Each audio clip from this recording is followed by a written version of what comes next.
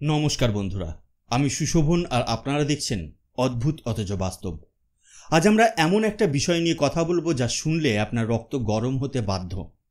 একদিকে ভারত যখন বিশ্বগুরু হওয়ার পথে এগোচ্ছে, আমাদের ইকোনমি যখন বিশ্বের চতুর্থ বৃহত্তম শক্তি, ঠিক তখনই আমাদের এক প্রতিবেশী দেশ যারা নিজেদের সামলাতে পারছে না, তারা আবার আন্তর্জাতিক মঞ্চে ধুলো ছোড়ার খেলায় নেমেছে। হ্যাঁ, আমি পাকিস্তানের কথা বলছি। দ্য টাইমস অফ ইন্ডিয়ার একটি বিস্ফোরক প্রতিবেদন অনুযায়ী পাকিস্তান আন্তর্জাতিক নিরাপত্তা পরিষদ বা ইউএনএসসিতে তাদের এক মাসের সভাপতিত্ব শেষ হওয়ার আগে আবার কাশ্মীর নিয়ে আলোচনা করতে চলেছে। কিন্তু এবার তাদের পদ্ধতিটা একটু ভিন্ন।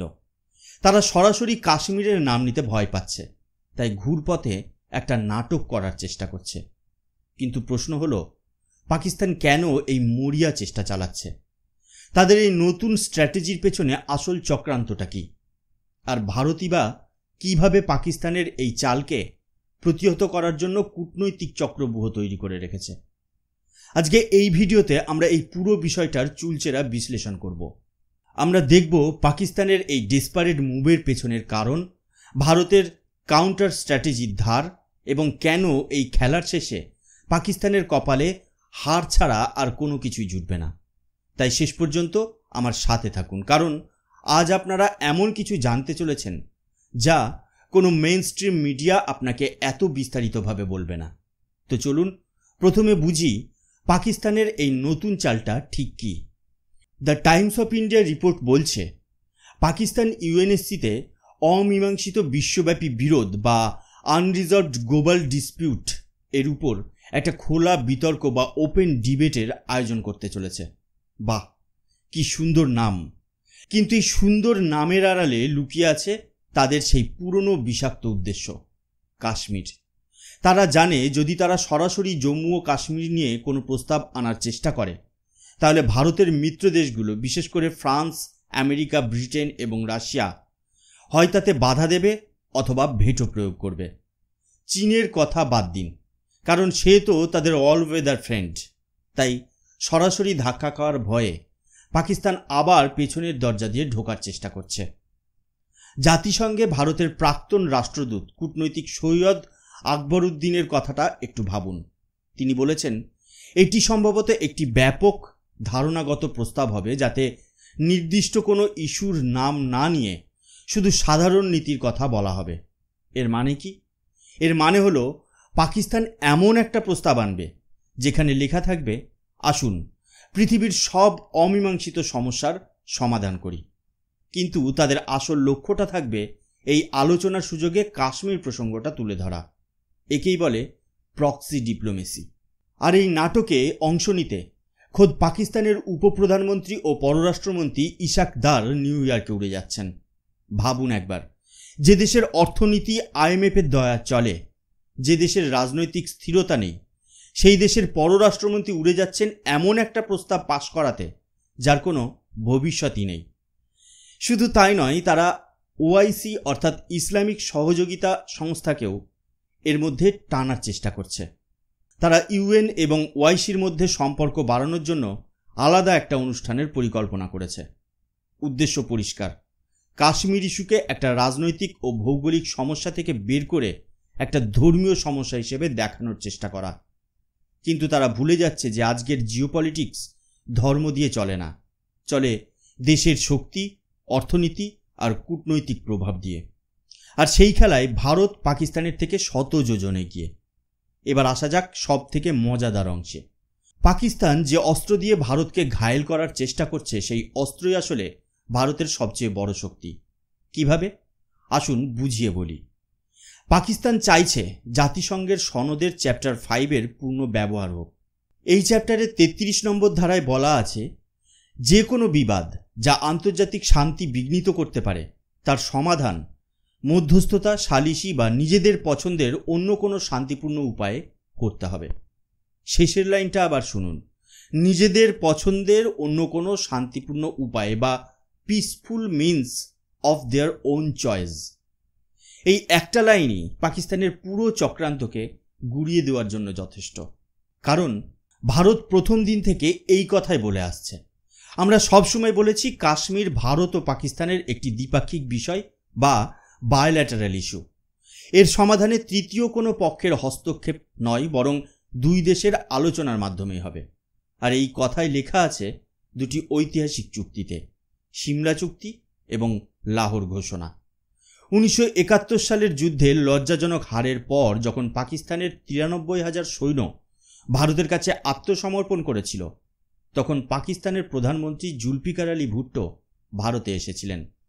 সিমলাতে ভারতের প্রধানমন্ত্রী ইন্দিরা গান্ধীর সাথে তার যে চুক্তি হয় তাতে স্পষ্ট লেখা ছিল দুই দেশ তাদের সমস্ত সমস্যা, বিশেষ করে জম্মু ও কাশ্মীরের সমস্যা, দ্বিপাক্ষিকভাবে শান্তিপূর্ণ আলোচনার মাধ্যমে সমাধান করবে।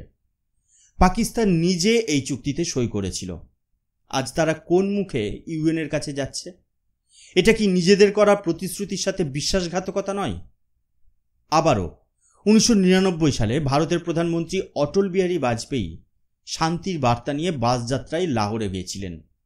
সেখানে পাকিস্তানের প্রধানমন্ত্রী নওয়াজ শরীফের সাথে যে লাহোর ঘোষণাপত্রে সই হয়, সেখানেও বায়োল্যাটারিজমের উপরেই জোর দেওয়া হয়েছিল।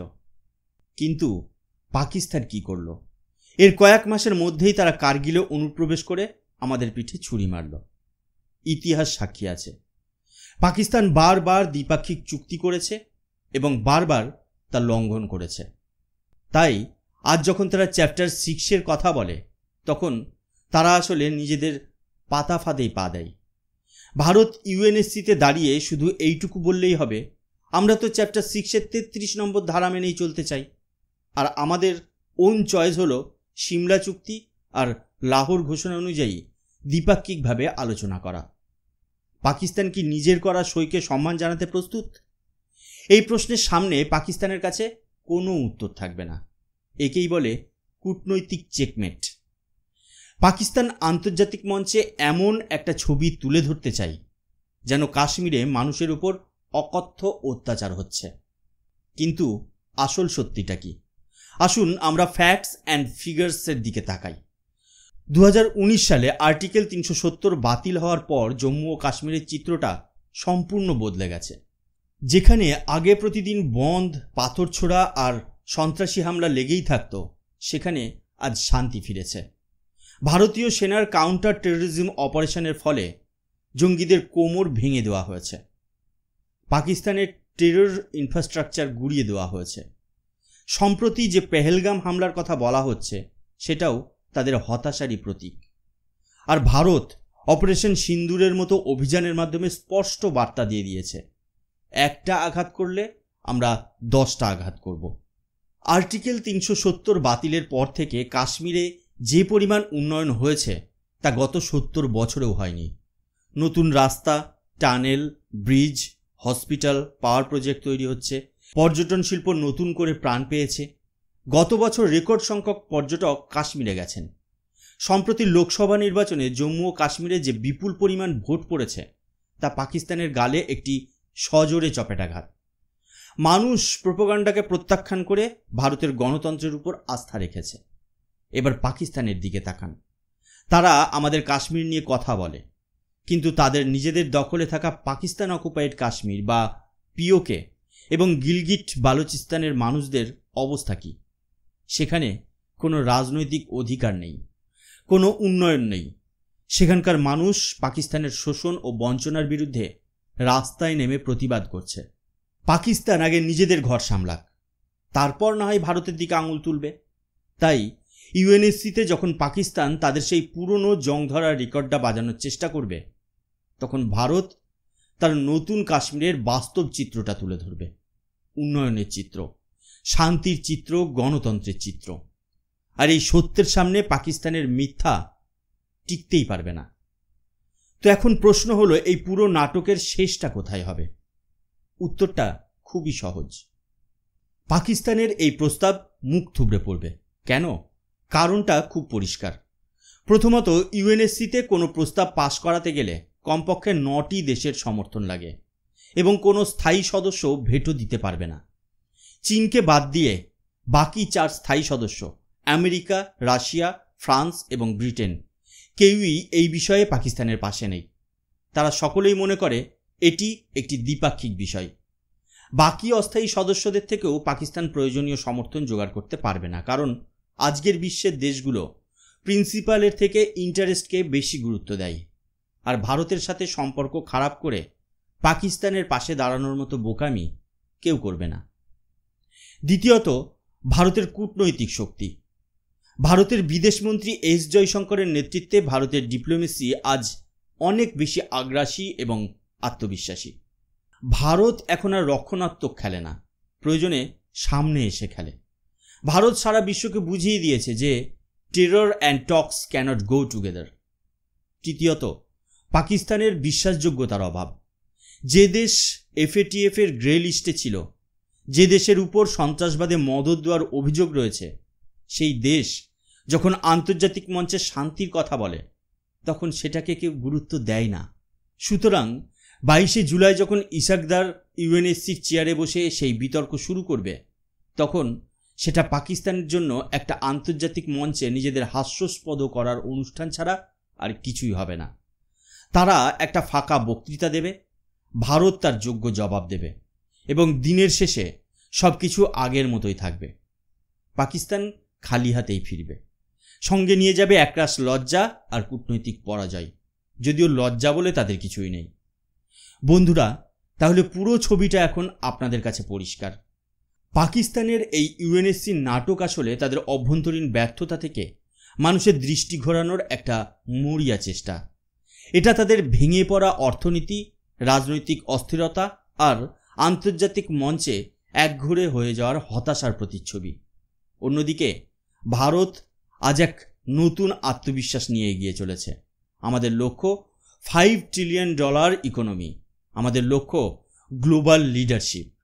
আমরা জানি আমাদের অবস্থান কি, আর আমরা জানি কিভাবে নিজেদের স্বার্থ রক্ষা করতে হয়। কাশ্মীর ভারতের অবিচ্ছেদ্য অংশ ছিল, আছে এবং থাকবে। এটা কোনো আলোচনার বিষয় নয়। পাকিস্তান যতবার এই প্রসঙ্গে UN-এ তোলার চেষ্টা করবে, ততবার তারা ভারতের কূটনৈতিক শক্তির কাছে পরাজিত হবে এবং সারা বিশ্বের সামনে তাদের আসল মুখটা আরও বেশি করে প্রকাশিত হবে। এই লড়াইটা শুধু দুটো দেশের মাটির লড়াই নয়, এই লড়াইটা একটা নীতির লড়াই। একদিকে ভারতের গণতন্ত্র, উন্নয়ন আর প্রগতির নীতি, আর অন্যদিকে পাকিস্তানের সন্ত্রাসবাদ, ধর্মান্ধতা আর মিথ্যার নীতি। আর এই লড়াইয়ে সত্যের জয়, অর্থাৎ ভারতের জয় সুনিশ্চিত। আপনারা এই বিষয়ে কি ভাবেন? পাকিস্তানের এই পদক্ষেপকে আপনারা কিভাবে দেখছেন? নিচে কমেন্ট করে অবশ্যই জানান। ভিডিওটা ভালো লাগলে লাইক করুন, বন্ধুদের সাথে শেয়ার করুন, যাতে তারাও এই জিওপলিটিক্যাল গেমটা বুঝতে পারে। আর অদ্ভুত অথচ বাস্তবকে সাবস্ক্রাইব করতে একদম ভুলবেন না। আবার দেখা হবে পরের ভিডিওতে আরও একটি রোমাঞ্চকর বিশ্লেষণ নিয়ে। জয় হিন্দ, জয় ভারত।